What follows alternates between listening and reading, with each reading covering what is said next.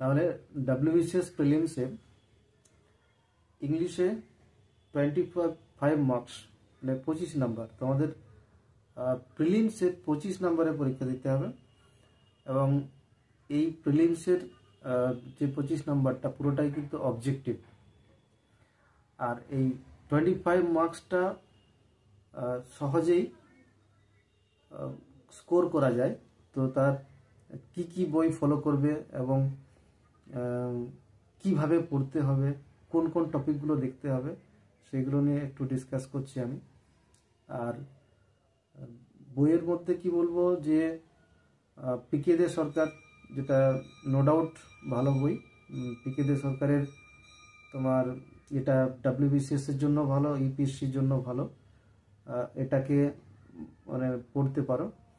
আচ্ছা, তার আগে বেসিকটা ক্লিয়ার করে নিতে হবে। এটা তো বেসিকটা আছে, যদি যেমন ধরো পিসি দাস, ডক্টর পিসি দাস, তারপরে জি সিনেসফিল্ড, এদের বই যে সিনেসফিল্ড দেখবে পুরোটাই ইংলিশ ভার্সনে পার্ট পার্ট করে দেওয়া আছে। এটা যদি পড়তে অসুবিধা হয় বা যারা একটু অ্যাডভান্স লেভেলে পড়াশোনা করেছো তাদের ক্ষেত্রে এটা মানে সুবিধা হবে। পুরো গ্রামারের কনসেপ্টটা আমি বলতে চাইছি যে গ্রামাটিক্যাল কনসেপ্টটা, এটা পুরোটাই তো অবজেক্টিভ ইংলিশ, তার গ্রামাটিক্যাল কনসেপ্টটাকে তৈরি করতে হবে মানে একবারে ডিটেলস।